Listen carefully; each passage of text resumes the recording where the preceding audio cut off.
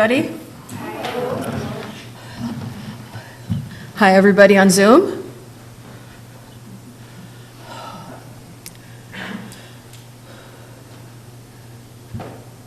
We used the phrase a moment ago, this is a team ministry. I'm part of the team, I guess, of all the different people that like to speak, and we kind of all have our own agendas. We have our own different traditions, our own way of doing things. One of the things that's a little hard for me is to have to be behind the screen, which I understand that. But I would much rather be talking with you all. I would rather be interacting with you and being able to move around and so forth. So whatever I can do to kind of be here but still feel like we're engaged. Because we come here to have an experience, to have a community experience. So please, join with me in that way. I come with mixed feelings today, of course. There's lots of things to be cheery about at Christmas. There's lots of things to think about in terms of what is considered the baptism of light. We talk about light, we talk about love, all of the different festivals that come this year. Christmas, right? But what else is happening? Yule, Hanukkah, Diwali, all the other festivals that are happening around the planet. What are they all based on? What's our essential time this year? Solstice, right? December 21st. But all over the planet, different variations of light are being celebrated at this time. So it's definitely a time of light, because that's when the sun makes its kind of turnaround. But it's also the dark time, okay? And so we go into that dark time as kind of a meditative place. We go into the dark time as the time we have to go kind of into our cave, like hibernation. I think it's important to notice that lots of things start in the dark, okay? Most of the festivals, especially in the Jewish tradition, they start at sundown. And Hanukkah starts at sundown. Sabbath starts at sundown, because that's when we start. How do the seeds grow? They grow in the dark. How do babies grow? They grow in the dark, and they eventually come to the light. So right now there's a real balance of the concept of going into the dark for the kind of meditative tradition that it is and finding that, but also coming out towards the light. I asked Jeff to sing that song just because I thought we need to have a little bit of variety in terms of understanding Christmas. It's still been. I also am really happy that the song Kathy chose last time, the John Lennon song. And so this is Christmas. I hope you have fun. But the other phrases in it, sorry, it's a little hard for me. Let's hope it's a good one without any war. Well, we don't have a real obvious war at the moment, but what do we still have? We have mask mandates going on, starting again in lots of places in the world, and perhaps a whole nother wave of illness and sickness that may be happening on our planet this winter. The hospitals are filling up. Okay, whose phone? Anyway, a couple years ago when we started doing things with masks and COVID, we talked about unprecedented uncertainty. They're still there, isn't it? It's just not over yet. It's not done with yet. So we still need to make very clear about how to get through this winter and be safe with each other. So, however, we have to make changes to do that. Anyway, it makes mixed blessings for me, you know. There's times to enjoy this time, but it's also still to remember the situations that we have to deal with in our world. So, what's wrong with Christmas? Was Jesus really a Capricorn? Do we think? A lot of scholars have been working on that kind of concept. I know it fits pretty well, but a lot of scholars have said, no, Jesus was probably really born either in the late summer, okay, or in the fall, which makes sense. Why? Well, they said the shepherds were out in the fields. That means it would have been more like summertime, and the lambs would have been out there and so forth. But some of the other scholars that, to make sense to me, say in Roman times, late summer was tax time, right? So if they had to go to register and pay their taxes and so forth, it was more likely to be in the fall, right after harvest, right? That's when people have money to pay their taxes, right? So the Romans definitely knew how to do that at that point. So anyway, even if Jesus was born in the late summer, doesn't matter. We still have all of these other festivals that have to do with light. And some of it is because there's so many calendars on the planet. Did you know that? People have been trying to mark time for a long time. Just as a little bit of history, the Roman calendar had solstice on the 25th. So somehow that day got really implanted in a lot of places. It was in 366 when Constantine converted Christmas to be in December on the 25th, to take over the old pagan holidays probably. But Christmas really came into be in about 440 AD, especially to take over any of the old festivals that the people were celebrating in lots of other times. So the Holy Roman Church took over it at that time. But this whole concept, and especially even the 12 days of Christmas, right? We have those that have been passed around. Yule is a 12-day festival that starts on December 25th and goes on into January. Hanukkah starts in November, goes into December. Diwali starts at the end of November as well and goes into December. So all these periods of time in all these cultures are still celebrating light. So we can join with them. It's not to make Christmas any less important, but it's just to acknowledge we are all a planetary community that celebrates winter, that celebrates light, that celebrates a much larger concept. And there's one concept that I just want to draw from this book, except I read ahead to Christmas Day. And I want to read a quote from there that's really significant, that to me talks about the complexity of the time that we're all going through. I've come to regard the gift of the newborn Jesus in much the same way of all the different things that we have to go through. In a temporary shelter, secured by parents struggling against societal and religious norms. People facing adversity, people struggling to take care of their child in a world of complex issues, of struggling against political things. What's happened over the years with Christmas has a lot more to do with politics maybe than spirituality. People have been fighting about it for a long time. They fought about the dates, they fought about the different situations. The Puritans banned Christmas because people did too much drinking.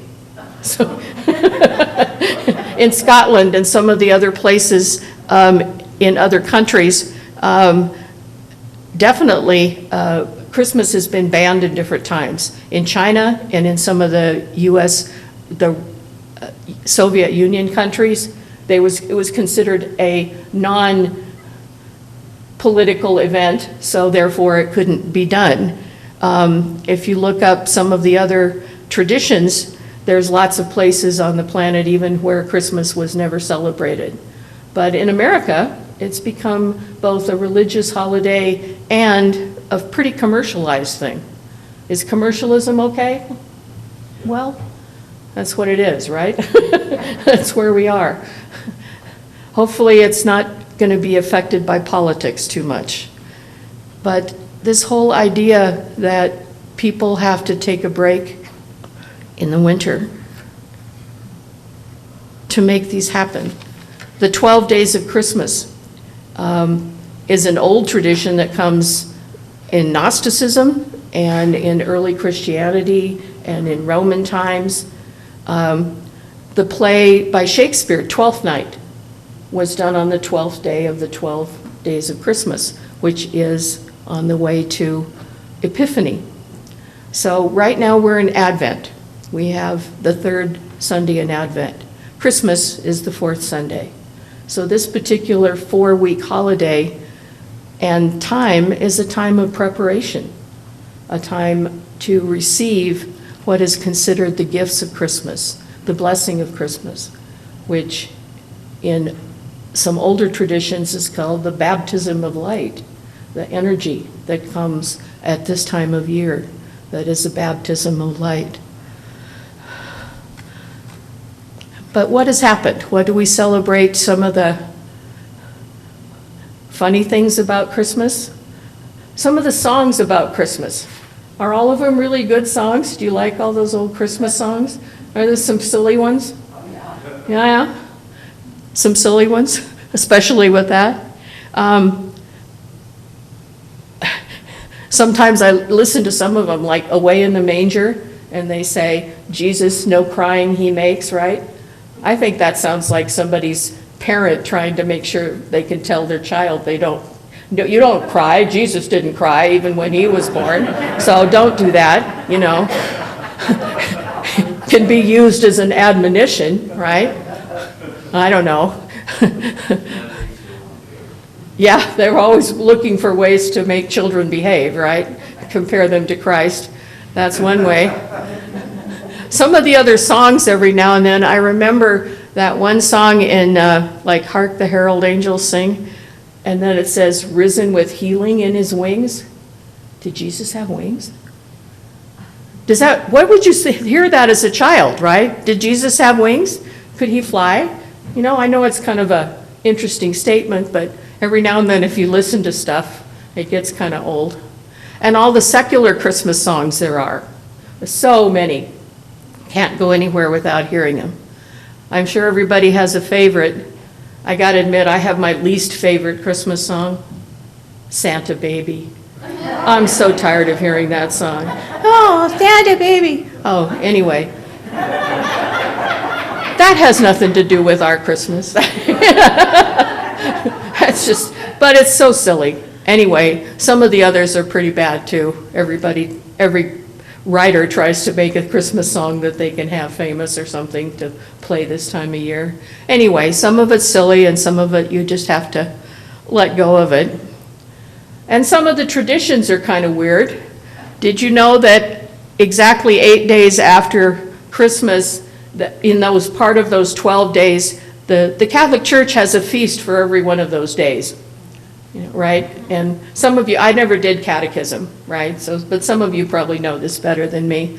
I just find it kind of curious that one of them, on the 8 days after, was part of the Jewish tradition. That was the day Jesus was circumcised. That's the feast of the circumcision. Of all the reasons to make a holiday, but apparently those are the things people fought over in the back. One of the things that I learned about that is, what days are important. Now I chalk a lot of that up to Susan right now. We just did the class that she did about the books that were taken out of the Bible. That was a great class, by the way, in many ways. I hope she does some more on that. But we got into discussing these things. We got into talking about them. We got into really having some good interchange and some conversation about it. And it's always nice to argue with Roger, no matter what happens, right? I can find something to argue about with him anyway. So, I love that interaction. I love that exchange. As I say, I would like to be having that more. And maybe after we don't have to wear masks and maybe after everybody's safe again, we can interact not just over coffee and cookies, but over some really good thoughts, some really ideas Why do we do these things? How do we do these things? How can we make this place better? How can we invite more people to come in, right? Right now, place is not very inviting. No place is very inviting. But hopefully that will be something that we can look forward to in all sorts of ways next spring. The main thing that's also kind of looking back at this particular year, it seems like since COVID started, it's harder to keep track of time for me, but it's just like things fade into each other. So I think about 2 years ago and a year and a half ago, and what are we going to have to deal with this winter? But this year, 2020 had a lot of issues. 2021 has had its issues. It's been a real challenging year for me. I had 5 people die that I know. I had people in hospice taking care of people they love. I had people doing cancer treatments and radiation, more than I've ever had. But maybe I know that's because I'm 70 also, but I think it's the year too. You know, I'm old, but a lot of my friends are dealing with people that are very interesting. And having to deal with death, having to deal with how many people have had somebody die they know this year. How many people have had 2 people die they know this year? 3 people? 4? 5? Yeah, it's been a tough year. A lot of people have left, not just because of COVID, but definitely because of other things as well. But it's been tough. One in particular friend, whose husband was in hospice, I checked in on last week to see how the hospice part was going. And she had a really sweet thing to tell me. It was just this little quote. "My love walked out of his body last night." Oh. Now, the other reason that's particularly poignant is that her husband, 8 years ago, had had a stroke and had been in a wheelchair ever since. But when he was released from his body, she could visually see him walk again after he hadn't for many, many years. It was very sweet. Hopefully, most of the people, hopefully lots of the other people that have had to deal with somebody die have a way to see that sweetness, have a way to see that that freedom has been given. So we all can say a prayer for those people that have left in whatever way they did, and hopefully that there was peacefulness in that. Hopefully there was peacefulness in that, but also freedom.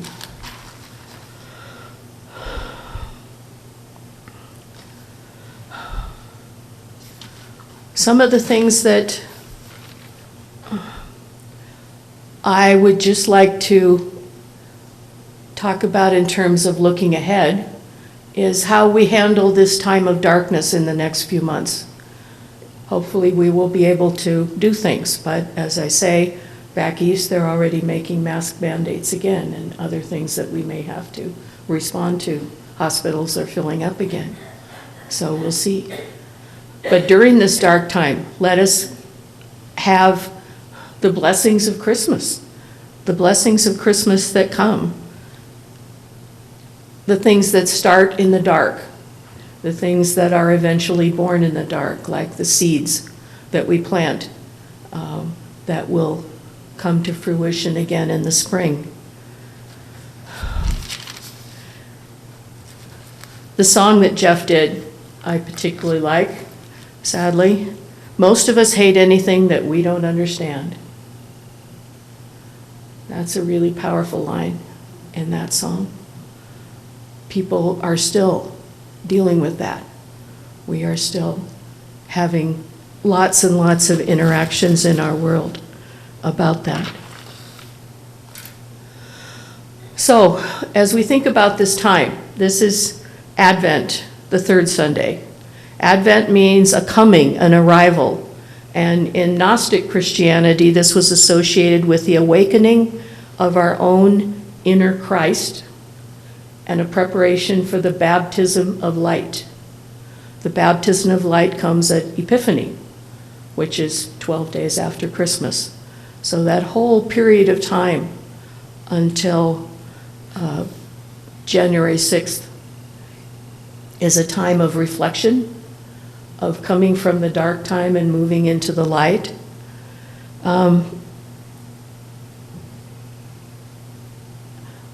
There were a lot of traditions in the past that said those 12 days of Christmas can apply to a lot of things. They could apply to the 12 apostles. They could apply to the 12 in biblical astrology. They apply to the different signs of the zodiac, and that meditating on those each day would give you the characteristics of that sign of the zodiac. But then they prepare us for what they call the Sacrament of Baptism on Epiphany. In many countries like Spain and Greece and in Orthodox Christianity, they celebrate Epiphany far more intensively than Christmas. So that's really what we are preparing for, is that baptism, is that light coming through. One of the things that I found that written about that I thought was particularly interesting from kind of a more general point of view, not just Christianity. But they say Christmas is a cosmic event that must be performed in each one of us. Every year on the 25th of December, they talk about the solar Christ. The solar Christ fire enters into the planet through the water, through the air, through the fire, through the earth, and into the body of animals, plants, human beings, and minerals. Every single year, it gives us a gift, an opportunity to become the Christ.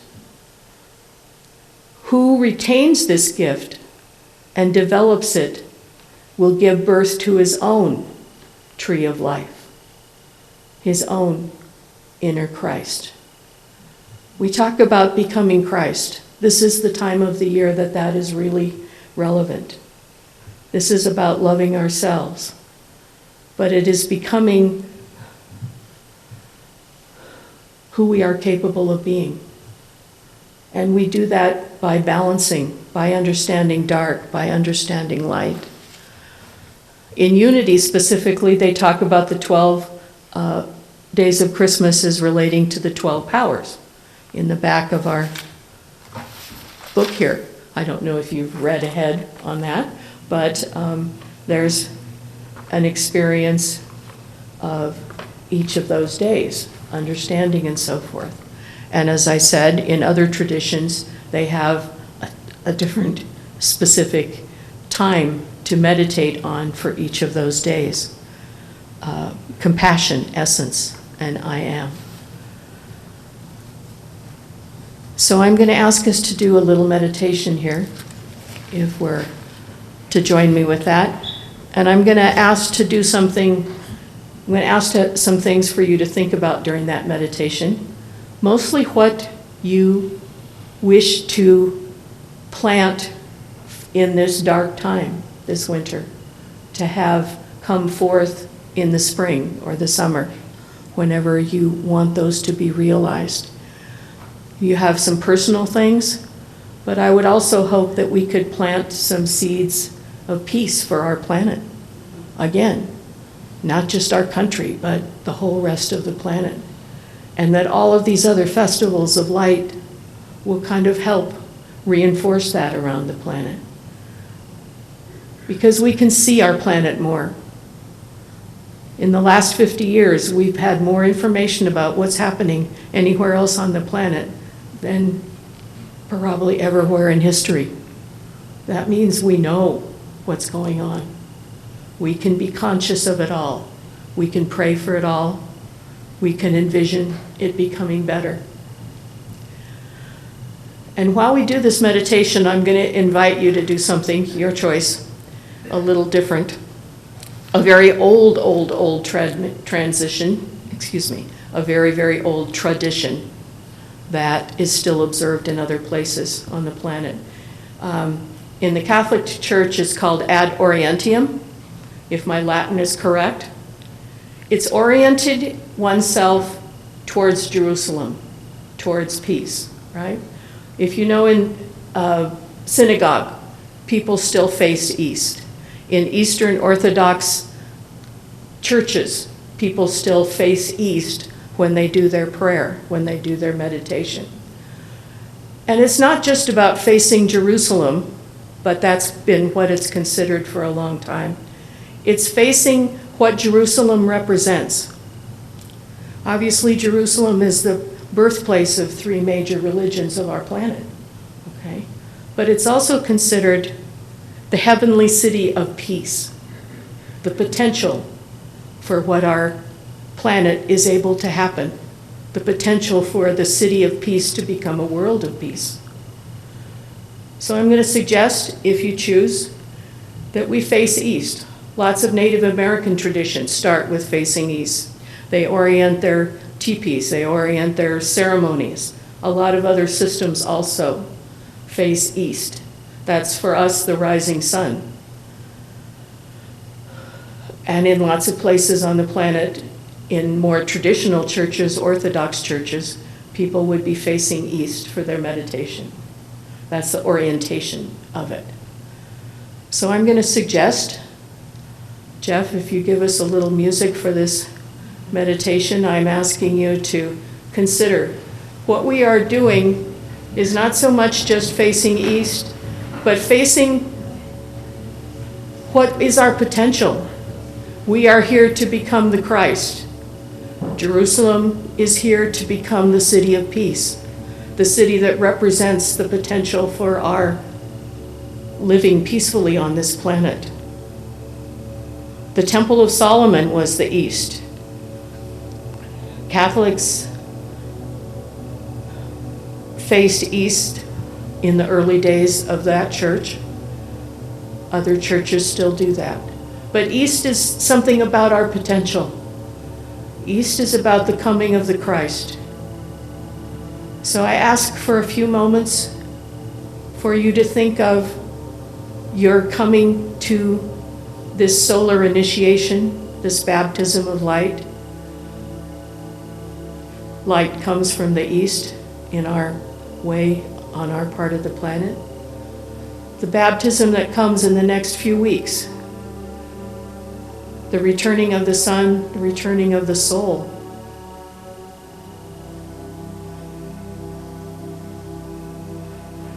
The direction of Jerusalem is not just a physical place. It was considered the eternal promised land. The promised land, the peaceful promised land, the heavenly city of peace. So as we ask or send our prayers, we hope that that city of peace will become cities all over the world. Peaceful cities, peaceful countries, peaceful places where we can even share and enjoy all the different traditions of light that people celebrate this winter. People celebrate this coming, this turning of the year. And think about the seeds that you choose to plant this winter as you experience your own blessing of being Christed. The baptism of light. And who and what you choose to become by next year, next spring, next summer. We send a prayer for all the people who have left their bodies this year. In the last 3 years, many, many. We're starting to approach 1 million. All of those changes which you wish to become as you prepare for your baptism of light and coming into your own, developing those qualities which you wish to have.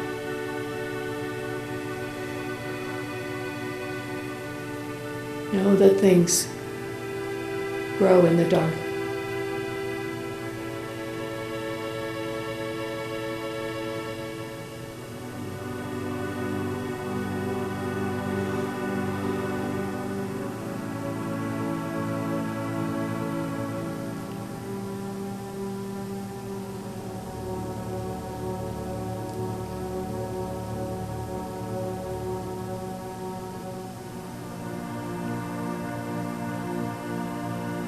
We ask for peace to come to our planet, for the baptism of light to come to each of us personally, to activate our own inner Christ. And we ask for that baptism of light to come for the whole planet, all the countries, all the traditions, all the people,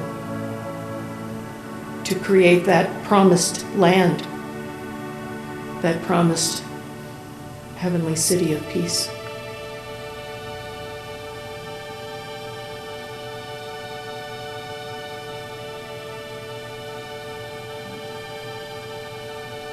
And we offer these blessings from our hearts for all of us. Amen. And amen. And amen.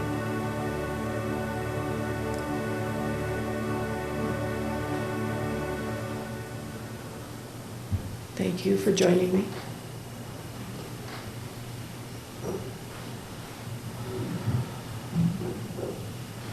As we come together, I hope all of us had lots more things to celebrate. Right? Shall we join now in singing and the prayer of protection?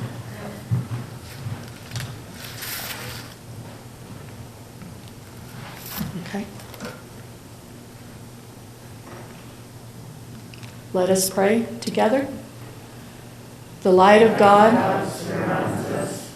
The love of God enfolds us. The power of God protects us. And the presence of God watches over us. Wherever we are, God is, and all is well.